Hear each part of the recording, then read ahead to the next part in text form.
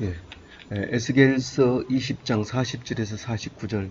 주 여호와의 말씀이니라. 이스라엘 온 족속이 그 땅에 있어서 내 거룩한 산 곧 이스라엘의 높은 산에서 다 나를 섬기리니 거기에서 내가 그들을 기쁘게 받을지라. 거기에서 너희 예물과 너희 드리는 첫 열매와 모든 성물을 요구하리라.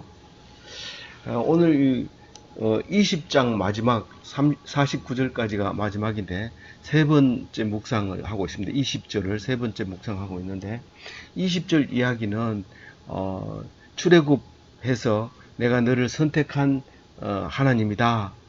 그래서 이스라엘 백성의 정체성을 말씀하시고 너희들이 지은 죄를 말씀하시고 그리고 너희들을 이제 멸망의 길로 갈 수밖에 없는데 죄 때문에. 그런데 이제 거기서 나오면 그게 내 하나님이 그렇게 멸망시켰다는 것을 알게 되리라. 이제 그 말씀을 하는데 오늘 이제 그 중에서 제일 마지막에 세 가지를 얘기하고 있습니다. 오늘 읽은 말씀은 세 가지인데 첫 번째는 이게 그냥 읽어보면 느낌이 안 오고 어떤 사람은 에스겔서는 마음에 와 닿지 않아요 이렇게 말하는데 깊이 묵상을 안 하면 안 와 닿습니다. 마치 그 밥을 먹는 것과 찐쌀을 먹는 것과 이렇게 다르듯이 찐쌀을 밥 먹듯이 하면 그거는 죽거나 내지는 넘어가지를 않습니다. 그래서 꼭꼭 씹어서 한 움큼 입에 넣고 꼭꼭 오래 씹어야 되는 게 찐쌀이고 부드럽게 해서 뭐 급하면 물에 말아서라도 먹을 수 있는 이런 또 똑같은 쌀이지만 그렇게 먹는 방법이 다릅니다. 이 에스겔서는 적혀 있는 말씀을 한자 한자 심지어는 그 단어 하나를 가지고 하루 종일 묵상하는, 그래서 거기서 우러나오는 말씀의 의미를 깨닫는 그런 성경이죠. 그래서 이것을 빨리 읽었을 때 당연히 마음속에 안 와닿습니다. 찐살은 만약에 마음속에 이런 급한 마음을 먹고 급하게 먹으면 죽습니다. 그거는 이게 안 먹는 게 훨씬 낫습니다. 꼭꼭 씹어 먹어야 되는데 그게 이제 오늘 에스겔서 말씀과 같은 것인데, 오늘 이 20장에서 정체성을, 왜 정체성이 필요하냐면 이 바벨론 포로에 끌려가 가지고 너희들은 어디서 왔냐? 우리는 아시리아에서 왔다. 너희들은 어디서 왔나? 저기 이집트에서 왔다. 뭐 이렇게 떨려온 많은 사람들 속에서 너희들이 어디서 왔느냐 했을 때 가나안 땅에서 왔다고 하는 그 정체감을 분명히 심어줘야 됩니다. 왜냐하면 그렇지 않으면 짐승보다도 못하는 삶을 살 수도 있어요. 포로로 끌려갔을 때. 그러나 하나님께서 선택한 거룩한 백성이라는 걸 알 때 내가 험한 음식을 먹어도 박대를 받아도 큰 고역을 겪어도 몸이 아프거나 죽음에 임박했어도 그 자존심을 버리지 않고 고고하게 자태를 유지할 수 있다고 하는 것이 그만큼 중요한 거죠. 그래서 우리 현 시대에 사는 사람들 옛날 잘 몰랐을 때 무조건 예수 믿고 천국 가라, 그 성경 없이 그 말만 가지고 믿고 따르던 교회 안 나오면 죽을 저주받을 뭐 그런 생활을 할 때하고 지금과는 완전히 다릅니다. 그러면 우리가 몰라서 믿는 사람은 오히려 많지만 알면은 안 믿는 경우가 더 많기 때문에 현 시절에는 정보가 엄청 많이 쏟아지는 지금에 안 믿습니다. 그런데 몰라서 그런 거죠. 많이 아는 것처럼 느껴지는 것 뿐이죠. 알아야 될 건 안 알고 몰라도 되는 쓸데없는 것을 많이 알기 때문에 자기가 교만해지고 아는 것처럼 되는데 굉장히 위험하죠. 옛날에는 오히려 믿으라 그러면 뭐 이거 스페인에서 정복한 인디오들은 자체의 신앙도 가지고 있으면서 십자가를 거기다 붙여가지고 두 개의 혼합 신앙이 이루어지는 것을 우리가 TV에서도 보고 정보를 들어서 알잖아요. 마찬가지로 그때 당시는 아무것도 모르고 그냥 받아들여야 되고, 그래서 그것을 그 신앙으로 모르고 믿는 신앙이 됐지만 지금은 알면 알수록 점점 안 믿게 되지만 정작 알아야 될 것을 모르고 있는데 그게 바로 믿음이라는 겁니다. 믿음이라고 하는 것은 돈으로도 바꿀 수 없고 그 가치로 말하면 뭐 형언할 수 없는 엄청난 가치가 있는데 믿음이 사라져 버립니다. 많이 알면 알수록 믿음이 사라져 버립니다. 그러니까 딴 길로 가는 거죠. 뭐 기독교를 엉뚱하게 변질시켜 버리게 되는 건데, 그러나 지금일수록 믿음이 필요한 거고, 지금 미사일을 쏘아대고 경제 전쟁을 하고 횡포를 부리고 그런 가운데서 믿음이라고 하는 것은 꼭 필요한 것이기 때문에 우리 오늘 예배드리는 이 시간이 1년 방학 내내 가장 귀중한 시간이고, 또 우리 어쩌면 일생에 있어서 귀중한 시간일 수 있는 것입니다. 오늘 말씀을 묵상하면서 그게 몸으로 와 닿기를 바랍니다. 오늘 말씀 보면 이스라엘 온 족속이 그 땅에 있어서 내 거룩한 산 곧 이스라엘의 높은 산에서 다 나를 섬기리니 거기에서 내가 그들을 기쁘게 받을지라. 거기에서 너희 예물과 너희가 드리는 첫 열매와 모든 성물을 요구하리라. 이 말 속에는 엄청난 뜻이 들어있는데 아주 제가 절제를 해서 얘기를 하려고 하지만 그래도 길어질 겁니다. 왜냐하면 이 앞에서 얘기가 여기 와서 다 함축되고 있기 때문에 그렇거든요. 이스라엘 온 족속이 그 땅에 있어서 거룩한 그 땅은 예루살렘 성이고 이스라엘 땅이고 그런 겁니다. 근데 이스라엘 백성은 이스라엘 땅에 있어야만 하나님을 섬기게 되고 하나님을 섬길 때 거룩한 사람이 되는 것인데, 거기에서만 하나님이 요구하는 게 있는데 그게 예물이고 첫 열매고 성물을 요구한다는 겁니다. 이 3차, 5, 6차원을 글로 표현하려고 하니까 굉장히 매끄럽지 못하죠. 그래서 이거를 여러 번 얘기해서 하나의 차원 높은 말씀으로 만들어 버리게 되는데, 오늘 그 중에 한 가지 얘기입니다. 그러니까 이스라엘 백성이라고 하면 이스라엘 땅에 살아야 되고 예루살렘에 살아야 되고 거기 살면은 하나님께서 요구하는 것이 있는데, 그것이 뒤에도 나오지만 예물이고 열매고 성물이라는 겁니다. 근데 예물도 그냥 예물이 아니라 하나님이 요구하는 예물이 있어요. 기쁘게 드리는 예물이 가장 중요하고, 처음에 나는 열매, 초실 혹은 초태생, 맞이, 이거는 다 하나님의 것인데 그것을 하나님께서 요구하면 그것을 기쁘게 드릴 때 하나님의 백성이 되는 것이고 이스라엘 땅이 되는 것이고 그렇다는 것을 얘기하고 있는 겁니다. 이게 우리가 생활 속에 젖어들어 있어야 되는데 이거를 적응을 못하고 그 옛날 사람이 그랬구나. 지금은 그렇다고요. 지금이 하나님께 드리면서 예물을 기쁘게 안 드리면 그거는 하나님 싫어합니다. 기쁘게 드린지 안 드린지 어떻게 알아요? 하나님이 알죠. 그래서 이 앞에서 예물 때문에 너희들을 멸망시킨다고 해요. 내 이름을 더럽힌다는 거예요. 그 교회 안에서 돈 가지고 싸우면 하나님의 이름을 더럽게 하는 거예요. 그래서 예물을 기쁘게 드리고 감사하게 드리면 그건 하나님이 받으시는 거죠.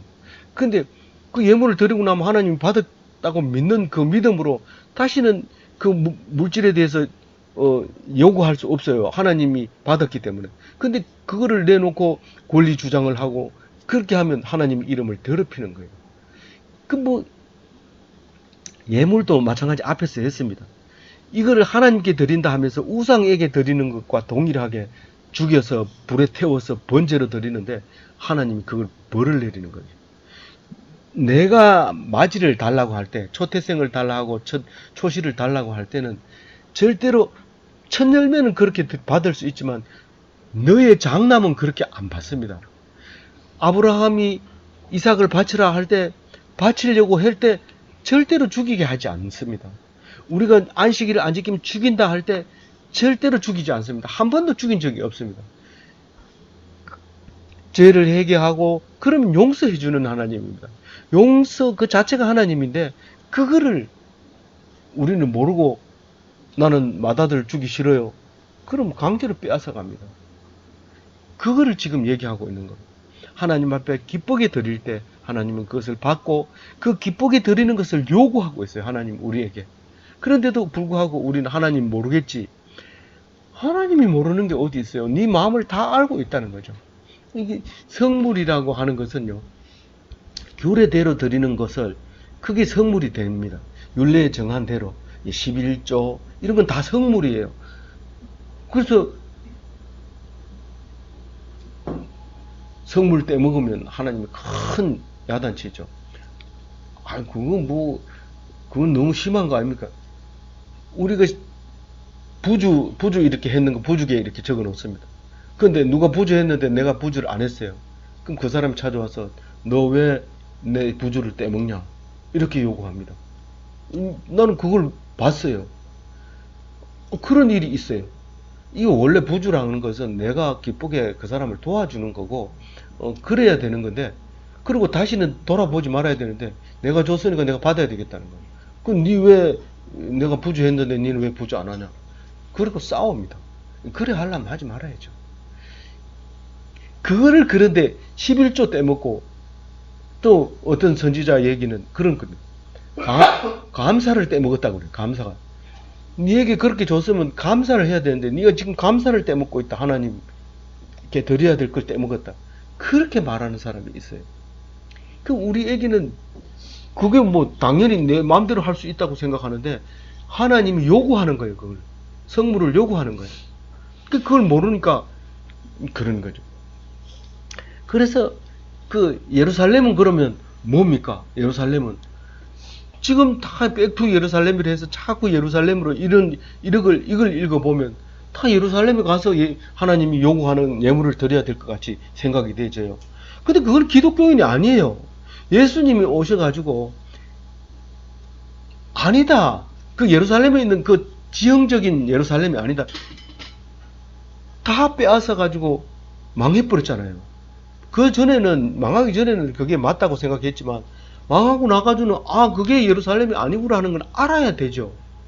그래도 못 알아들으니까 예수님이 오셔서 너희가 그 성전을 믿고 있는데 그 성전이 아니라 너희 마음속에 내가 있고 그게 성전이다.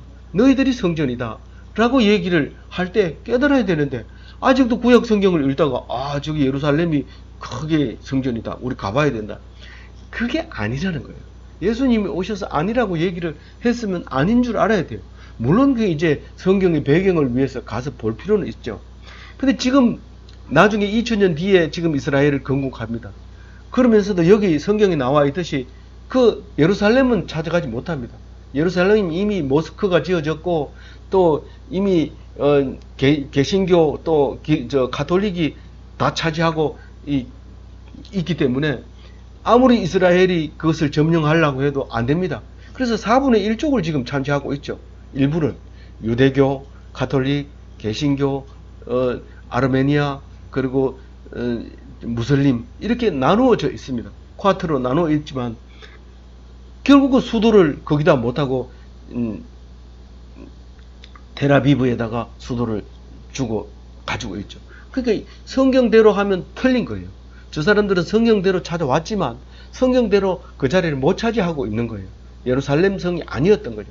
그러면 우리 기독교는 이미 이전에 알고 그것은 여기 성경에 나와 있는 그 성전이 진짜 성전이 아니라 예수님이 성전이고 예수님이 우리 속에 계시니까 우리가 성전이라는 것을 깨달아 알아야 됩니다. 그러니까 이 40절만 가지고도 우리가 충분히 하루 종일 묵상해도 부족함이 없는 그런 성경인데 우리는 긴 성경을 또 읽어야 되니까요. 41절 같이 읽어볼게요. 내가 너희를 인도하여 여러 나라 가운데서 나오게 하고 너희가 흩어진 여러 민족 가운데서 모아낼 때에 내가 너희를 향기로 받고 내가 또 너희로 말미암아 내 거룩함을 여러 나라 목전에서 나타낼 것이며 이 말씀이 4000년 전에 있었던 이야기를 가지고 나와서 이 이스라엘 백성이 이 구절이 여러 군데 나오니까 우리가 지금 바벨론에도 있지만 지금 현재 이스라엘이 이 말씀을 듣고 유대인들이 모여서 이스라엘을 건국할 때 이 말씀을 인용하죠.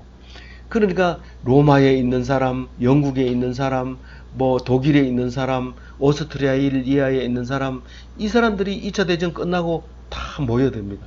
그래서 여러 나라에 너희가 여러 나라 가운데서 나오게 하고 흩어진 여러 민족 가운데서 모아낼 때 내가 너희를 향기로 받겠다.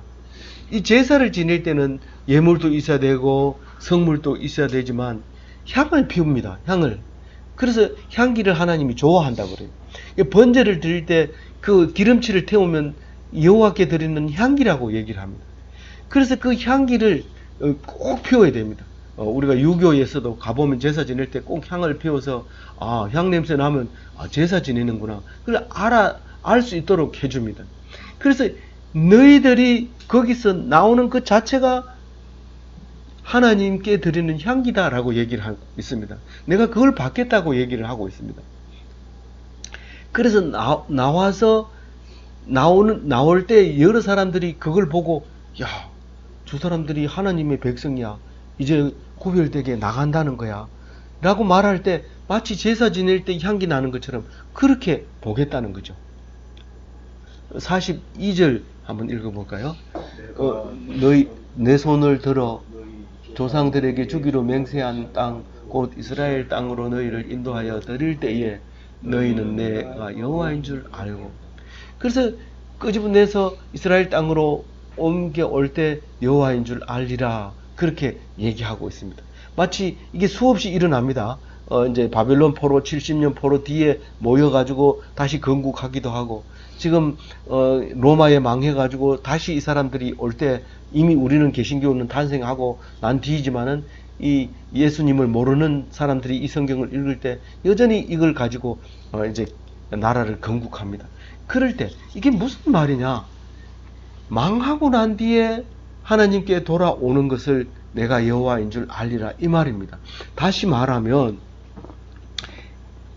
하나님이 심판했다는 사실을 알게 되는데, 알게 되는 걸로 끝나는 것이 아니라 이 사람들이 그걸 기록을 하게 됩니다. 하나님이 우리가 하라는 대로 안 해서 망했다. 그래서 70년을 바벨론의 포로가 있다가 이제 돌아왔다. 이걸 기록합니다. 다른 말로 얘기하면 너희는 내가 여호와인 줄 알리라, 이 말은 성경이 기록됐다, 이 말입니다. 바빌론 포로 갔다 와가지고 성경을 기록했다는 겁니다. 이 모세 오경도 그렇고 전부 다 그때 기록했다는 겁니다. 근데 그 기록을 누가 했어요? 사방에 흩어져 있는 사람들이 기록을 한 거예요. 하나님은 이런 하나님이다, 여호와다, 엘로힘이다, 뭐 이러면서 그걸 기록합니다. 그래서 이 모세 오경을 읽어보면 어떤 성경은 엘로힘이라고 하고, 어떤 성경은 그 여호와라 하고, 또 하나님이라고 하고, 또 다른 감히 부르지 못할 이름이라고 하고, 이렇게 하나님을 부르는 이름이 여러 가지가 나옵니다. 그럼 이거는 여러 군데서 쓰여져 있는 성경을 모아가지고 정리했다는 사실을 알 수 있습니다.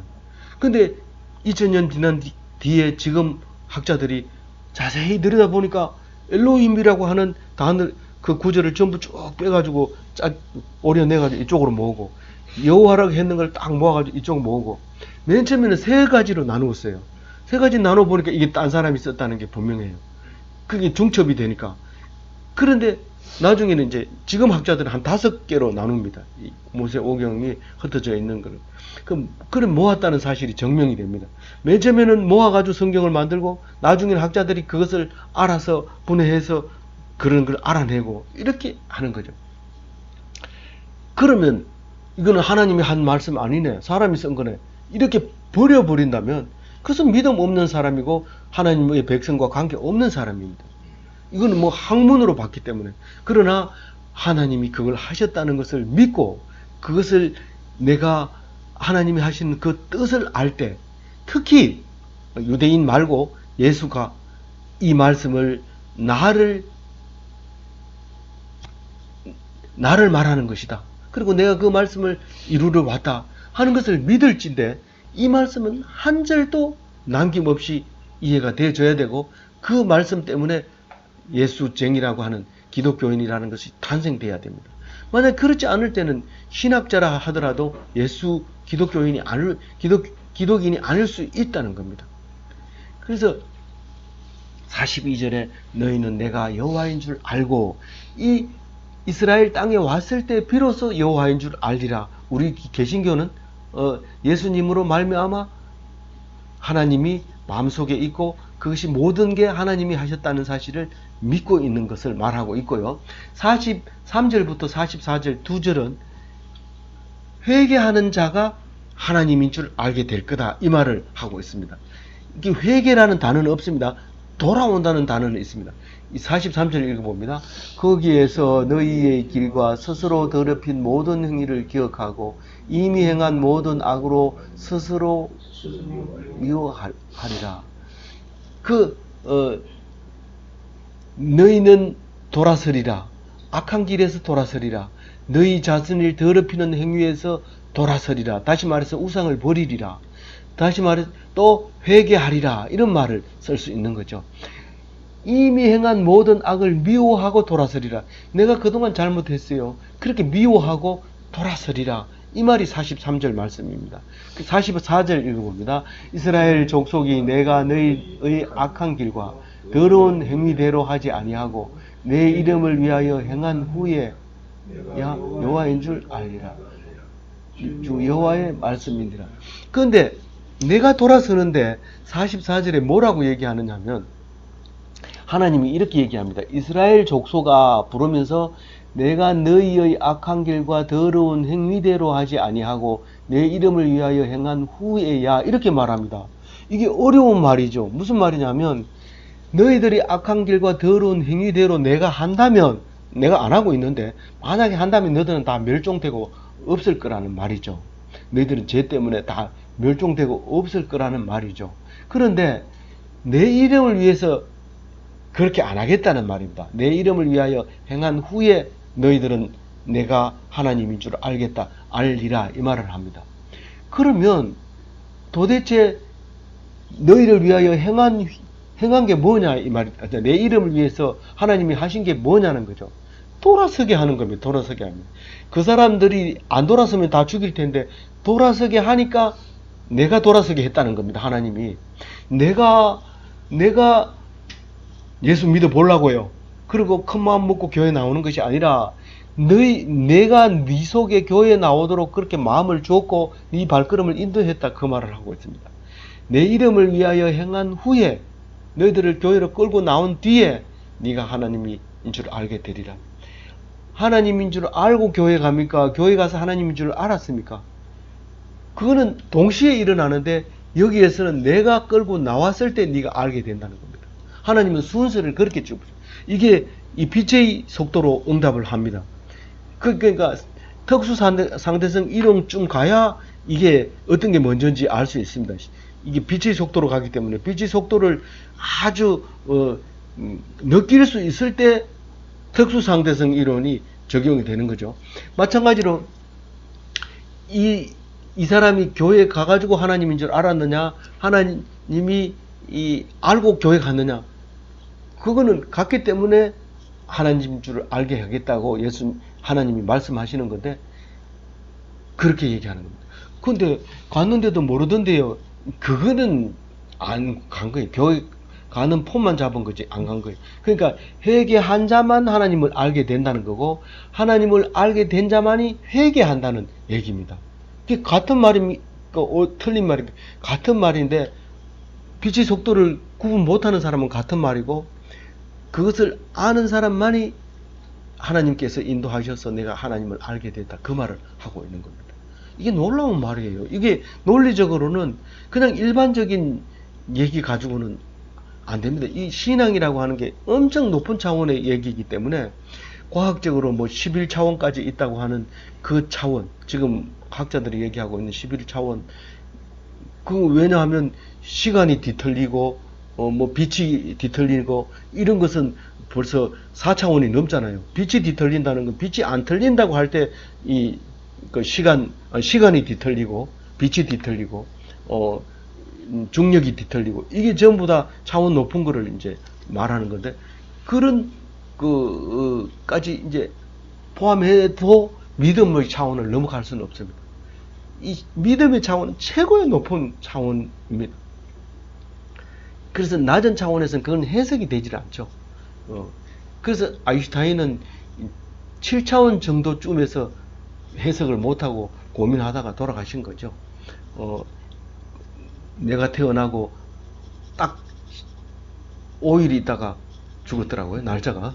내가 태어나고 55년 4월 18일 날 돌아가셨어요. 딱 5일 있다가 죽었어요.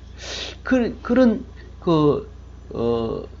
아인슈타인이 그렇게 죽었는데 이게 차원이 아인슈타인을 넘어가는 거예요. 믿음의 차원은 엄청난 차원을 요구하고 있고 그걸 알아야 됩니다. 45절에는 이제 또 다른 말을 하는데 남은 자만 하나님을 알 것이다.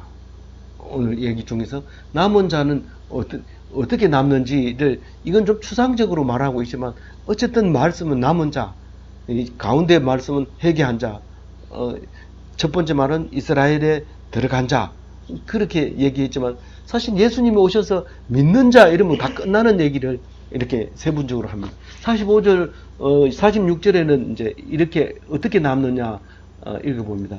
인자야 너는 얼굴을 남으로 향하여 하라. 남으로 향하여 소리내어 남쪽 숲을 쳐서 예언하라. 지금 이스라엘 이 에스겔은 북쪽 바벨론에 가 있습니다.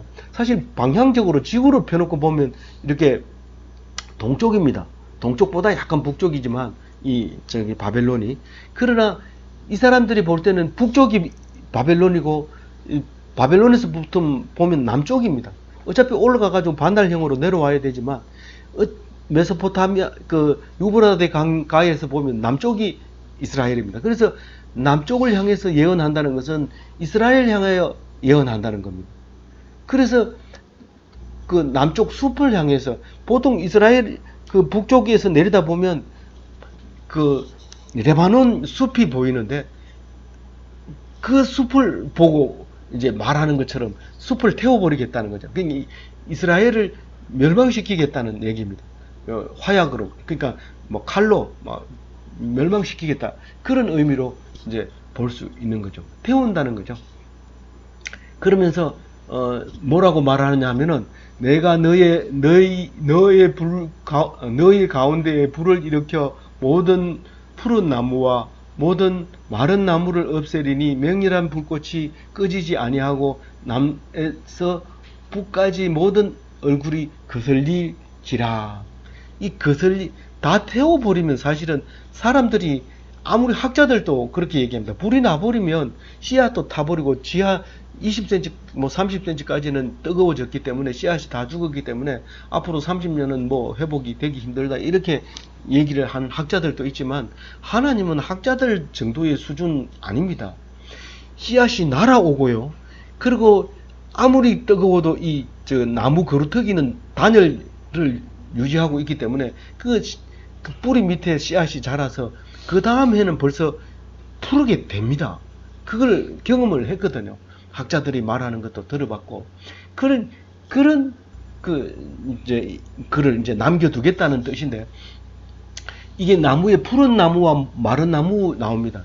이 앞에 저주할 때는 푸른 나무와 무성한 나무, 그리고 큰 나무, 이 밑에서 음행을 했는 이야기가 나옵니다. 근데 여기는 그런 무성한 나무가 아니라 마른 나무하고 푸른 나무하고 얘기를 같이 하게 돼 있습니다. 근데 푸른 나무만 있으면 잘 안 탑니다. 근데 나무 가지가 마른 게 있으면 아주 잘 탑니다. 그래서 너희들이 잘 타는데 그 중에 마른 나무도 그걸 도와주고 있다, 그런 의미로 볼 수 있는데, 우리가 신앙적으로 보면 푸른 나무는 너희들이 의지하고 그 산당으로 섬기던 그 나무들이 다 태워버리겠다는 뜻이고, 마른 나무는 이미 지저분해져 버리고, 그래서 새로운 나무 밑에서 그 제사 지내던 그 우상 섬기던 그 나무들은 다 타버리고 말 것이다, 이렇게 볼 수도 있는 말이죠. 어쨌거나 태워버릴 것이다, 이 말이고, 48절에 혈기 있는 모든 자는 나 여호와가 그 불을 일으킨 줄 알리라. 혈기 있는 자가 뭡니까? 다 불에 타버리고 없는데 혈기 있는 자가 하나가 남아 있어요. 그게 씨앗이죠. 씨앗은 하나님이 그랬다는 것을 알게 됩니다. 그러면서 그 불은 혈기 있는 자를 안 남기고 싹 태워버리고 꺼지지 않게, 영원히 꺼지지 않게 하겠다, 그런 말을 지금 선포를 하라는 거죠. 조금 타고 치우는 게 아니라 그냥 그놈만 나는 게 아니라 완전히 다 탈 때까지 꺼지지 않게 하겠다. 그렇게 선포하라고 에스겔 보고 얘기를 하죠. 이게 꺼지지 않는 불은 진짜 안 꺼진다는 것보다는 엄청 무거운 심판을 얘기합니다. 그래서 그 이사야서 마지막 66장 24절에 뭐라고 적혀 있냐면요. 그들이 나가서 내게 배역한 자들의 시체들을 볼 것이라. 그 벌레가 죽지 아니하며 그 불이 꺼지지 아니하며 모든 육체에게 가증함이 되리라. 이 에사야서의 제일 마지막에 이런 절이 나옵니다. 이거는 새날 새하늘 새 땅에서 너희들이 살 텐데 너희들이 볼 수 있는 것은 이 패역한 자들의 시체를 보게 될 텐데 그 불이 꺼지지 않을 것이다 라고 예언을 하는 게 마지막입니다. 그게 무슨 말이냐면 우리는 새하늘 새 땅에 들어가면 좋을 것 같지만 죄를 지은 사람들의 그 모습을 우리 눈으로 볼 수 있게 된다는 겁니다. 그래서 이 48절 이야기도 그 얘기를 꺼지지 않는 불을 얘기하고 있는 겁니다. 이거는 남은 자가 볼 수 있는 거예요. 지옥에 간 사람은 그게 얼마나 원래 다 그거를 가는 줄 아는데 천국에 간 사람만 지옥불을 눈으로 볼 수 있다는 거예요. 니들이 잘하고 있다는 것을 지옥불을 통해서 보여주고 있는 거예요. 네가 고난당하고 남에게 핍박받고 병으로 고통당하고 그리고 남에게 기죽어 있고 그것이 지옥 가지 않는 유일한 길인데 네가 천국 가서 그것을 보게 될 것이다. 그 말을 하고 있는 겁니다. 혈기 있는 모든 자는 내가 불을 일으킨 하나님이라는 것을 알게 될 것이다. 그래서 지각 안 하는 사람은 지각한 사람이 점수 깎인다는 사실을 알게 됩니다. 근데 점수 깎인 사람은 지각한 사람은 모릅니다. 그렇게 지금 말하고 있는 거기 때문에 이 말씀은 위로의 말씀입니다. 사실은 니들이 잘하고 있다. 그 말인데 그게 이걸 듣고 불안해하면 안 되는 거예요. 그게 믿음입니다. 마지막으로 49절은 예언자로서 인정받는 에스겔입니다. 이 말씀도 참 이해하기 어렵지만 이 말이 그 말이에요. 내가 이르되 누가요? 에스겔이 누구에게? 하나님에게 뭐라고 얘기해? 아하 주 여호와여 그들이 나를 가리켜 말하기를 아하 하나님 저 사람들이 나를 이렇게 말하고 있습니다.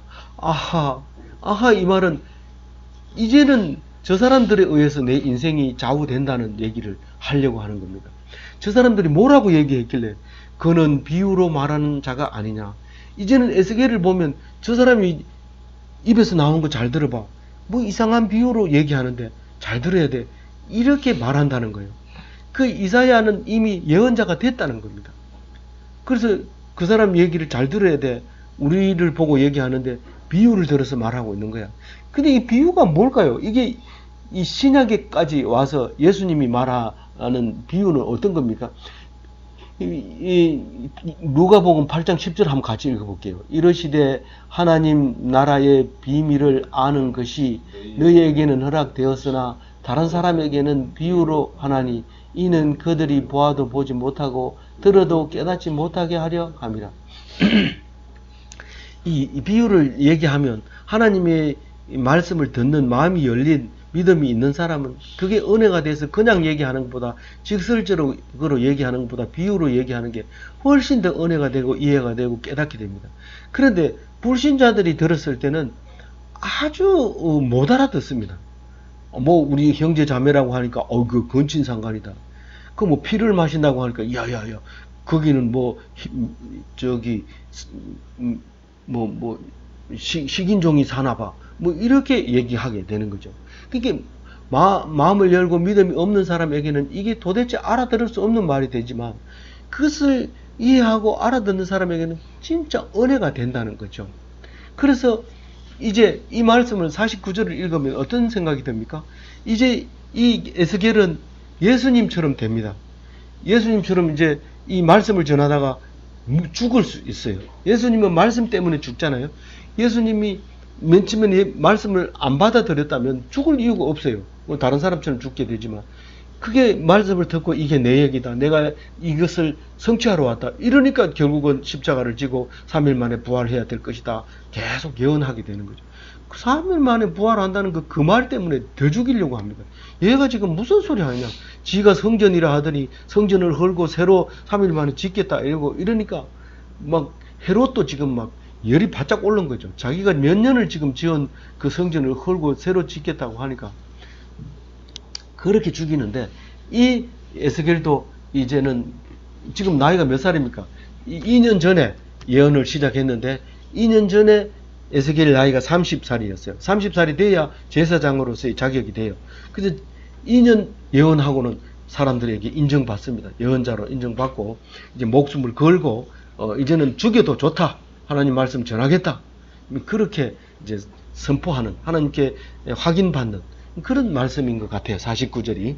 그래서 오늘 하나님 믿으면 복 받는다. 이래서 교회 나오는 분도 있지만 자세히 말씀을 들어보면 하나님 제대로 믿으려면 에스겔처럼 예수님처럼 믿게 됩니다. 그렇게 되면 십자가에 죽습니다. 그게 복 받는 길인데 그게 싫으면 교회 나오지 말아야 되죠. 예수님 믿으라 이렇게 얘기를 말 못하면, 그게 겁이 나서 못하면 나중에 그렇게 키워주겠지만은 그러면 사실은 자격이 안 되는 거죠. 예수님처럼 목숨 걸고 말씀을 전해야, 그래야 그게 기독교인이고 예수 닮은 사람들입니다. 겁내지 말고 하나님 말씀 꼭 붙잡고 죽을 때까지 말씀으로 승리하시기를 바랍니다.